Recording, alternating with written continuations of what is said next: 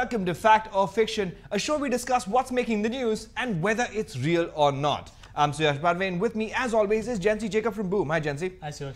Alright, so today we're going to be covering definitely the story of the week and a story that could easily snowball into the story of the year.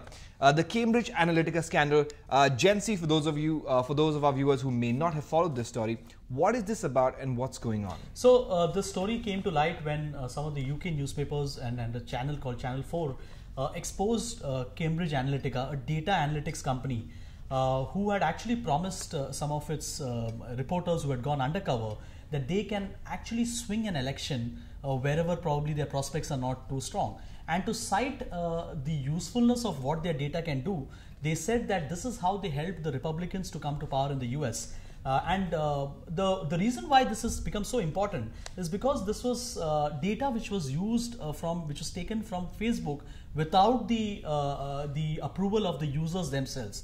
So some years back, apparently there was a game, or there was a quiz show, a personality app, I believe it was. A personality app called This Is My Digital Life, where people talked about their political affiliations, how they use digital media, and all those details where people downloaded. When they downloaded the app, they gave it. That was not just that. This app makers also ensured that they got the personal information of the friends of people who probably had not downloaded this app as well. So that's where how this data was utilized according to the stories that came out, and they utilized this data to do targeted political campaigning so that they could swing those voters who were not decided whether they should go with Hillary or with Donald Trump towards Donald Trump. So this is the entire story in a nutshell, and that's how they did this targeted advertising. Now let's break this down into the legal aspect of it and the illegal aspect of it. Facebook does release data to advertisers. Yes. This is a known fact. It happens all the time and it's perfectly legal. Right. The illegal part of this is that when you develop an app and you get information about your users, yes, that information is not supposed to be used to target them. Am I correct there? So that is one aspect of it. The second aspect of it being that Facebook says that this happened at a time when their guidelines were not that strict. Also, these app makers, what they've done is they had also taken information. So suppose if you are downloading this app, I am your friend, but I am not downloading this app. By virtue of we being friends on Facebook, the company is also getting access to my information. Now that is where from 2.5 lakh people downloading this app, the entire universe came up to about 50 million accounts, because friends, all of their details came in. So these are the couple of problems why there's so much of outrage, and also the fact that Facebook may soon be summoned in their own congressional hearings to explain why this data was compromised. Right. So Mark Zuckerberg is facing a PR nightmare, what could soon become a legal nightmare as well for him. But what are the ramifications in India, closer to home? What does this mean for us? So, their Congress and BJP are obviously trading charges. In fact, we did a story yesterday showing that how there were several linkages to Cambridge Analytica and its Indian company, a company called Ovlino Business Intelligence, owned by by Amrish Tyagi, who's the son of JDU leader KC Tyagi. But keeping aside the politics part of it, there's a lot of worry that if suppose this kind of data falls into the hands of Indian politicians and political parties and people who want to swing elections, what could happen?